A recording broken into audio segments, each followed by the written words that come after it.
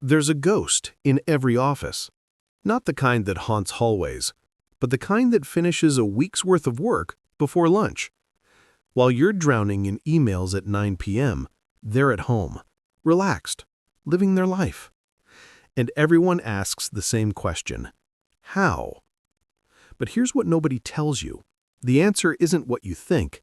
And when I discovered it, it didn't just change how I worked, it changed everything. Let me paint you a picture. Corporate America, 2023. A sea of gray cubicles, coffee-stained desks, the hum of anxiety disguised as productivity. 43 employees, same tasks, same deadlines, same suffocating pressure. Except one person moved differently. Elena Moravec. While we were all playing checkers, she was playing chess and winning. But here's the thing that made my blood run cold. She wasn't talented. She wasn't lucky. She wasn't favored. She had cracked a code. A code that HR didn't teach, that business school never mentioned, that your manager would never admit exists. And I was about to stumble into it completely by accident. Monday, 8:47 a.m. My manager, let's call him Derek, dropped a manila folder on my desk. The sound it made? Like a judge's gavel. "We're restructuring," he said. Translation: someone got fired and you're doing their job too. I need you to work smarter, like Elena. Then he walked away. Just like that. No training, no resources, no sympathy. Just drown or swim. By 10 a.m., I had 17 unread emails. By noon, 3 conflicting deadlines. By 2 p.m., a meeting that should have been an email. By 4 p.m., I was having a panic attack in the bathroom. Staring at my reflection, hands shaking, thinking, there has to be another way. That's when the obsession began. I became a detective, not following Elena around like a creep, but watching, studying. Day 1, she arrives at 8:30, not 8 o'clock, not early to impress. Day 2, she declines a meeting, just says no. Who does that? Day 3, she closes her laptop at 4:47 p.m. and leaves. 4:47 p.m. While the rest of us are booking conference rooms for emergency sinks, she's gone. No guilt, no apology, no explanation. I started taking notes. Never eats lunch at her desk.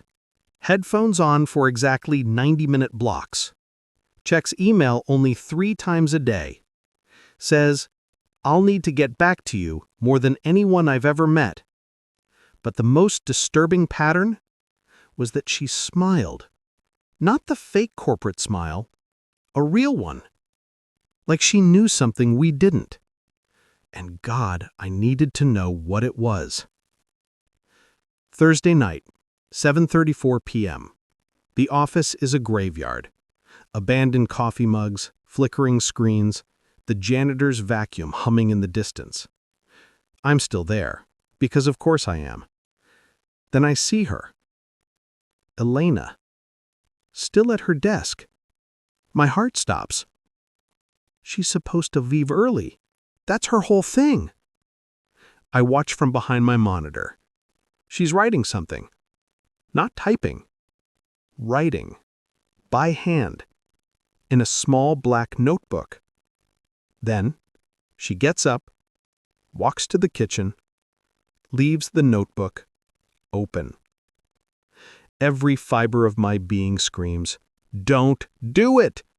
But I'm desperate. Drowning. And desperate people do desperate things. I move fast. 10 seconds to her desk, phone out, camera ready. I look down at the page and my brain short circuits. It's not a to-do list. It's not motivational quotes. It's a manifesto. written in tight, precise handwriting. The velocity protocol. Rule O. Speed is a lie. Clarity is the truth. Rule 1. Touch it once. Decide immediately. Execute immediately. Never revisit. Hesitation is where time goes to die. Rule 2. Treat your attention like a crime scene. Guard it. Protect it. Only let in what's been cleared. Every notification is a suspect. Rule 3. 1 deep hour greater than 10 shallow hours. Block time like your life depends on it, because it does. Rule 4. Slow is smooth, smooth is fast. Panic creates friction. Friction creates delays. Calm is speed in disguise. Rule 5. Most tasks are lies. Question everything, eliminate ruthlessly. Half of what you're doing doesn't need to be done. Rule 6. Boundaries are not rude. They're survival. Say no like you mean it. You're not a vending machine. Rule 7. Energy, time.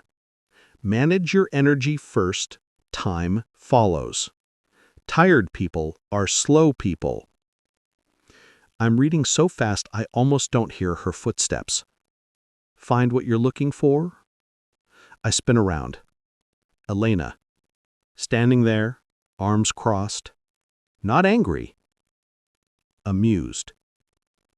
I'm sorry, She raises a hand. You're drowning, she says. Not a question, a diagnosis. I nod.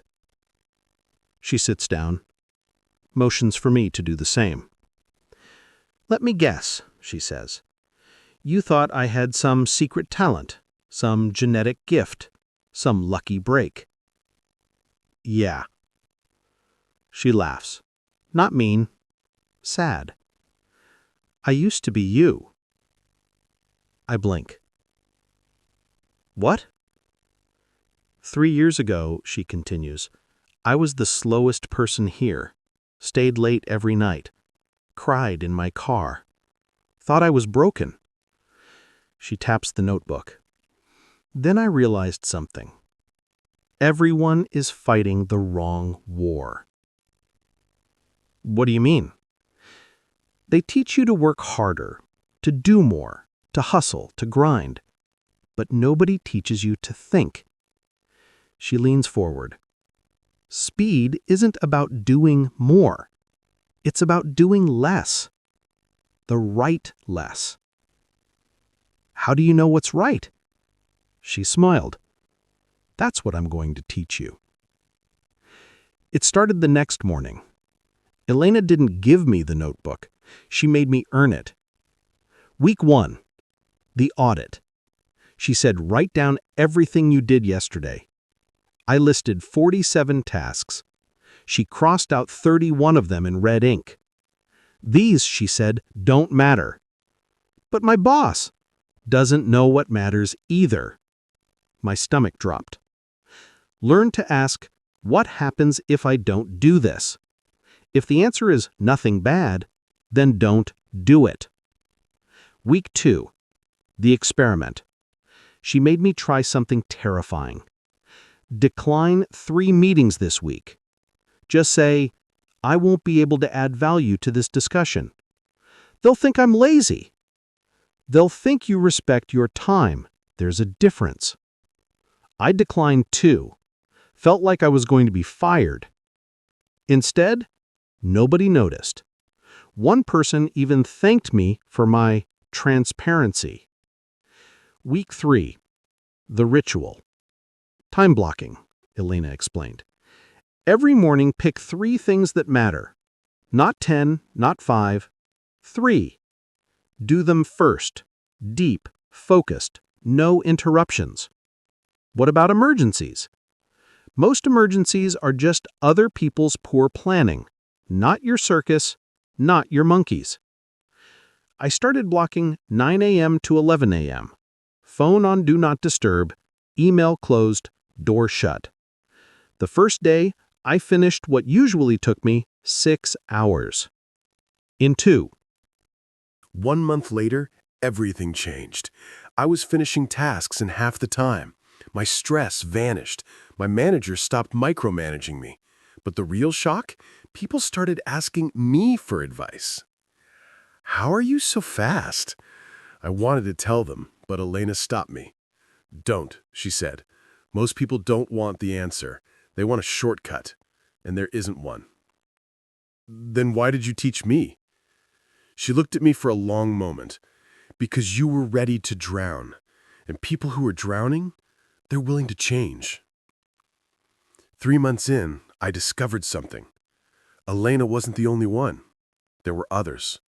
In other departments, other companies, a quiet network of people who had figured it out.